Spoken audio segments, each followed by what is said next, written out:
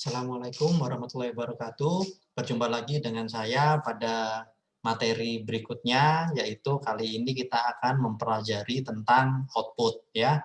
Jadi kalau sebelumnya tadi kita sudah belajar tentang apa itu input, berbagai device-nya, berbagai peralatannya. Sekarang kita akan belajar tentang output ya.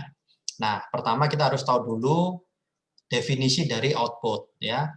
Output adalah data yang sudah diproses ya, biasanya disebut dengan informasi ya. Oke, jadi kembali ke awal lagi dulu, kita sudah pernah membedakan ya apa itu data, apa itu informasi ya. Jadi output ini biasanya berbentuk atau berupa informasi ya. Nah, sekarang perangkatnya. Output itu perangkatnya apa aja? Ini biasanya di monitor, atau bisa juga di printer, atau di speaker musik ya, atau di headphone, atau di proyektor, atau apapun komponen hardware yang dapat menyampaikan informasi tersebut kepada user ya. Oke, sekarang kita akan coba lihat untuk display device, perangkat untuk menampilkan gambar ya, menampilkan informasi. Nah, ada banyak macamnya ya. Di sini ada HP kita, smartphone ya, device-nya sudah full screen sekarang. Kemudian ada monitor, ada tab ya, dan sebagainya. Nah, kemudian sekarang kita akan melihat perkembangan teknologinya. Ya, jadi dulunya monitor itu dia disebut dengan CRT teknologinya. Sama seperti mungkin Anda masih mengetahui ada TV yang gede, yang panjang ya, yang panjang. Nah, itu dia menggunakan CRT, menggunakan tabung, cathode ray tube ya, dia menggunakan tabung, maka dia fisiknya besar ya.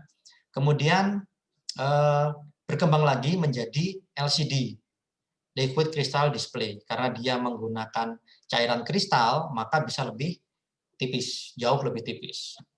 Kemudian berkembang lagi menjadi teknologi LED, light emitting diode ya, lebih tipis lagi dengan gambar yang lebih tajam ya. Nah, itu apa namanya, perbedaan mendasar.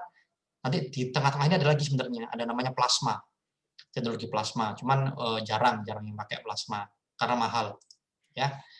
Nah, sekarang langsung saja kita ke diskusi 6. Carilah perbedaan antara monitor CRT, LCD, dan LED ya. Berdasarkan apanya? Apapun yang bisa Anda temukan ya. Entah itu dari fisiknya, entah itu dari teknologinya ya. Anda jelaskan pada diskusi 6. Oke ya. Nah, jadi sekali lagi diskusi 6 ini saya minta untuk menjelaskan perbedaan antara monitor CRT, LCD, dan LED dari apapun yang bisa Anda temukan. Semakin lengkap, semakin baik. Oke? Nah, lanjut. Untuk mengukur ketajaman gambar, itu ada namanya resolution. Ya, resolution atau resolusi. Ya, yaitu adalah jumlah dari pixel di monitor. Ya, pixel tadi apa? Di pertemuan sebelumnya masih ingat? Di input, ya, satuan terkecil dari gambar. Ya, semakin banyak pixelnya, semakin bagus gambarnya, semakin tajam gambarnya. Ya, nah untuk resolusi itu diukur dari lebar kali tinggi, ya, lebar kali tinggi. Ya, nah itu ada istilahnya. Untuk standard definition SD itu biasanya 720 kali 480 px. Px ini pixel. Ya, kalau mungkin Anda sudah sering mendengar gambarnya HD, ya, nah itu berarti dia resolusinya ada di 1280 pixel dikalikan 720 pixel dan seterusnya. Sekarang yang paling baru 4K. 8K masih jarang karena mahal sekali. 4K udah mahal sekarang ya. Nah, itu. Meskipun Anda memiliki mungkin TV atau monitor yang sudah 4K, tapi kalau inputnya gambarnya resolusinya tidak 4K, ya percuma juga. Gitu, ya. Dan sebaliknya, apa yang terjadi kalau saya punya input 4K tapi display saya hanya Full HD? Otomatis dia akan di scale down, akan diturunkan resolusinya menjadi resolusi Full HD. Nah, seperti itu. Jadi kemampuan monitor kita penting, resolusi gambarnya juga harus tinggi. Gitu. Itu saling berhubungan. Ya. Oke, ini ada gambarnya seperti ini kurang lebih apa namanya gambarannya. Nah, ini kalau versi kecil seperti ini dari 480, 720 dan seterusnya. Ya, jadi semakin tinggi resolusinya semakin besar ya dan semakin padat jumlah pikselnya. Maka semakin bagus gambarnya. Oke. Kemudian ada lagi istilah namanya refresh rate. Ya, refresh rate itu adalah kecepatan monitor dalam menggambar image. Jadi sebenarnya film film itu adalah disebut dengan motion image, gambar yang berjalan. Nah, di sana ada beberapa gambar yang ditampilkan dalam 1 detik. Itu disebut dengan FPS, frame per second. Ya, semakin banyak frame per second-nya, semakin banyak gambar tampilkan dalam 1 detik, itu akan semakin bagus gerakannya, semakin halus.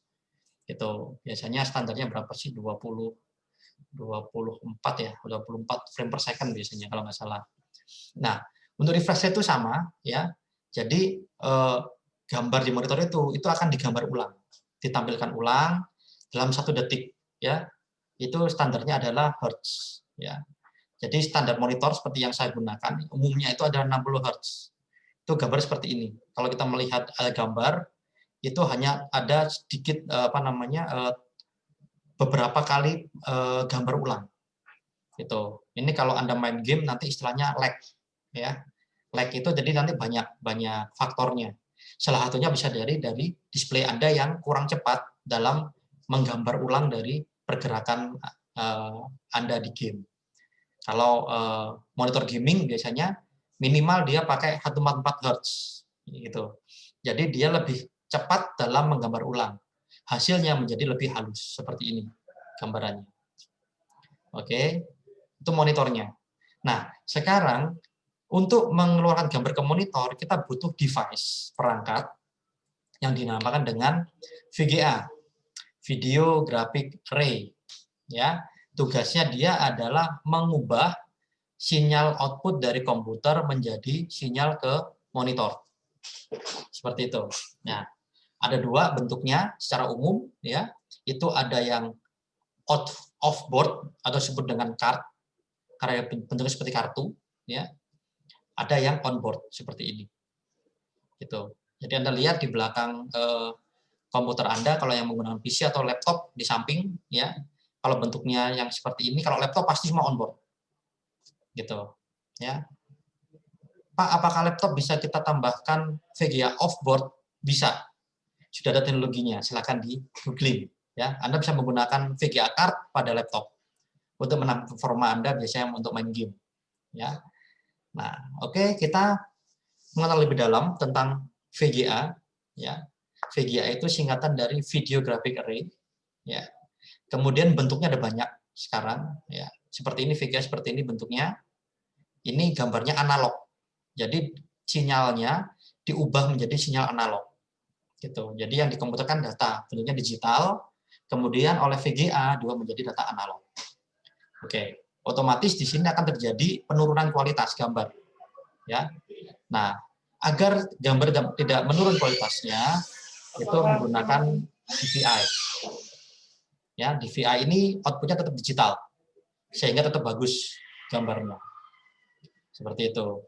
Kemudian pada laptop-laptop sekarang banyak menggunakan HDMI, ya, High Definition Multimedia Interface. Port ini tidak hanya menampilkan gambar, tapi dia juga bisa menampilkan multimedia, suara juga bisa tampil. Ya, jadi kalau Anda dari laptop colok ke HDMI ke TV, itu gambar plus suaranya bisa tampil di TV. Kemudian sebenarnya ada teknologi lagi namanya DisplayPort. Cuman DisplayPort ini kalah populer dengan HDMI. Ya, sebenarnya lebih canggih DisplayPort ini karena dia konsumsi daya lebih kecil dari HDMI.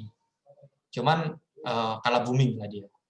Nah, yang banyak boom malah ini, yang mini DP, mini DisplayPort. Itu yang banyak digunakan di perangkat-perangkat yang kecil. Oke.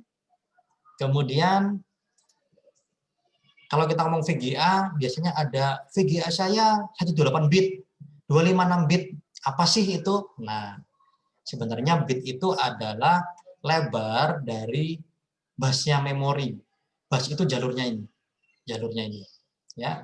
Jadi gambar itu setelah dan sebelum diproses di namanya GPU, grafik processor unit. Nah, itu dia akan disimpan di memori. Semakin besar jalannya, otomatis semakin banyak data yang bisa ditransmisikan ke dalam memori. Ya, jadi ini contohnya ini berapa ini? 32 kali 1, 2, 3, 4, 5, 6. Berapa? 32 kali 6? Berapa yuk? 64, 128, 128 tambah 64 berapa? 186. Ya. Oke, itu yang dimaksud dengan bit. Kemudian VGA card. Ya. VGA card, yang namanya card, jadi kartu. Ditancepin di slotnya. Masih ingat waktu kita belajar hardware kemarin ya? Ada PCI Express di sana. Nah, ini perangkatnya nancep di PCI Express contohnya. Ya, dia punya prosesor sendiri, namanya GPU. Ya, Graphical Processor Unit, bukan gosok pijat urut ya. Nah, beda. Nah, ini dia punya proses sendiri untuk memproses gambarnya, sehingga tidak membebani prosesor dari komputer Anda. Gitu. Dia juga punya RAM sendiri, memori sendiri, namanya VRAM, video memory. Ya. Kemudian pada beberapa VGA yang untuk gaming biasanya, yang dia membutuhkan daya yang besar, dia butuh power sendiri. Ada butuh asupan power sendiri. Nah, ini dari apa namanya power supply Anda itu ada beberapa jalur yang ditancapkan ke VGA. Gitu. Kemudian yang ini DisplayPort tadi yang sudah kita bahas sebelumnya. Oke. Nah, kemudian dulu pada zaman dulu itu kita bisa menggabungkan lebih dari satu VGA menggunakan SLI atau Crossfire. Ya. Nah, kalau VGA kita menggunakan AMD, prosesornya Radeon biasanya, itu namanya Crossfire. Kalau kita pakai NVIDIA, GeForce, GTX, ya sekarang RTX, ya itu namanya SLI. Nah, apakah itu? Nah, ini adalah konektor untuk menggunakan lebih dari satu VGA yang sama. Jadi misalnya di sini kita punya VGA dengan kemampuan misalnya VGA GPU-nya misalnya 1 GHz. Kita punya 2, maka di komputer kita bisa mendeteknya kita punya 1 VGA tapi clock speed-nya 2 GHz. Seperti itu kurang lebih. Cuman sekarang ini sudah kurang efektif ya, karena sekarang 1 VGA saja sudah kenceng banget sekarang gitu. Untuk menggunakan Crossfire atau SLI ini modelnya harus sama, harus persis identik seperti itu. Oke, itu untuk VGA. Nah, output berikutnya adalah printer. Bentuknya macam-macam ya. Ini yang banyak digunakan. Dot matrix ini yang mungkin Anda pernah mendengar di kantor-kantor yang bunyi kretek kretek kretek lama sekali. Nah, itu dia pakai dot matrix gitu. Kalau yang Anda gunakan di rumah biasanya di kos-kosan itu inkjet menggunakan tinta ya. Kemudian ada lagi yang menggunakan laser. Nah, ini sekarang lebih murah. Banyak laser jet yang murah gitu. Kemudian ada lagi plotter dan 3D printer. Oke.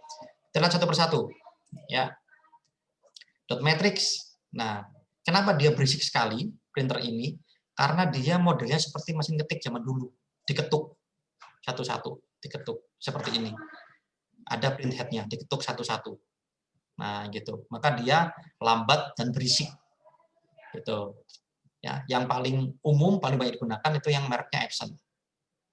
Berarti itu. Dan hurufnya nggak bisa bagus seperti ini. Karena dia diketuk. Gitu. Cuman kelebihannya printer ini, kenapa masih digunakan sampai sekarang? Dia bisa menggunakan karbon. Dia bisa mencetak langsung tiga kopi langsung. gitu, tergantung kertasnya ya, bisa 3 kopi langsung. Biasanya kalau untuk kantoran ini penting, kayak buat nota, yang satu untuk customer, yang satu untuk arsip, yang satu untuk ke bagian keuangan. Nah, maka kalau menggunakan printer ini bisa cukup sekali print dapat 3 lembar kita. Seperti itu. Nah, kalau inkjet menggunakan tinta seperti ini, kalau kita butuh seperti tadi, butuh 3 kopi, ya kita harus print 3 kali kalau pakai yang ini. Cuman kelebihan inkjet ini karena dia pakai tinta, nah ini ada warnanya. Ada warnanya. Biasanya ini ada warna dasarnya, ada hitam, kuning, magenta, dan cyan, biru. Ya, tuh pakai tinta. Ya, disarankan Anda menggunakan tinta original sesuai dengan printer yang Anda gunakan. Kenapa? Karena kalau Anda menggunakan tinta yang tidak original, ya itu kepekatannya berbeda dan itu bisa merusak head Anda. Jadi di dalam printernya itu ada headnya. Kalau tadi seperti ini headnya, nah seperti ini. Untuk inkjet pun juga ada headnya. Nah itu biasanya kalau dia nggak pakai yang standar, nah dia itu akan cepat rusak dan itu harganya mahal. Jadi dulu saya pernah beli headnya printer itu harganya 3/4 dari harga printernya. Ya mending saya beli printer baru aja gitu. Jadi saya punya printer tuh sampai 4 di rumah. Rusak, buang, ganti printer yang baru gitu. Karena apa? Beli headnya cukup mahal. Seperti itu ya. Oke, kemudian laserjet. Nah, sekarang udah mulai umum. Laserjet ini dia menggunakan namanya toner. Toner itu isinya bubuk kayak fotokopi. Cara kerjanya persis mesin fotokopi. Ya, ini secara konsumsi daya listriknya lebih tinggi daripada yang inkjet tadi. Kenapa? Karena ini menggunakan thermal, menggunakan panas. Jadi bubuk ini disemprotkan ke kertas, kemudian dipanasin kertasnya. Maka kalau Anda pakai printer laserjet, itu keluarnya kertasnya biasanya agak hangat. Nah, itu karena dia dipanasin dulu. Ya. Cuman kelebihannya dia itu bisa lebih cepat daripada yang inkjet tadi. Tuh ya. Cuman dia kebanyakan sih cuma hitam aja. Monokrom. Ada laserjet yang warna, cuman tonernya saat ini masih cukup mahal harganya. Satu tonernya Anda bisa beli satu printer yang inkjet harganya. Oke. Kemudian ada lagi namanya plotter. Nah, plotter ini printer yang sangat besar.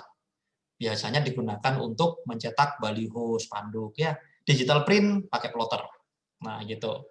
Biasanya dia lebarnya berapa meter, panjangnya terserah Anda mau berapa. Nah, gitu ya. Jadi Anda lihat spanduk-spanduk itu bikinnya pakai plotter. Oke. Dan yang terbaru ada 3D printer ya. Anda bisa mencetak secara 3 dimensi 3D. Ini di jurusan kita punya loh.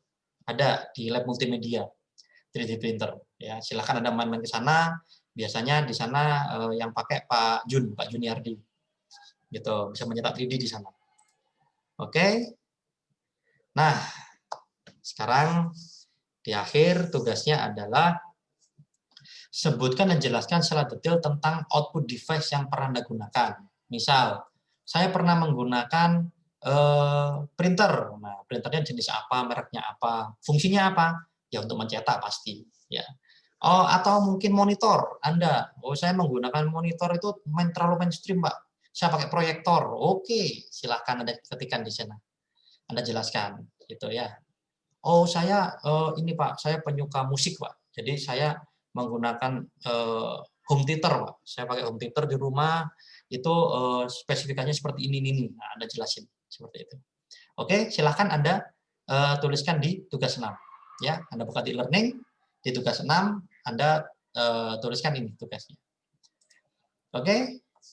Apabila ada pertanyaan, silahkan Anda tanyakan ke grup kita di Telegram atau Anda bisa bertanya di diskusi yang sudah kita siapkan di e-learning. Baik, demikian untuk materi ini. Semoga bermanfaat. Sampai jumpa lagi pada materi berikutnya. Terima kasih. Wassalamualaikum warahmatullahi wabarakatuh.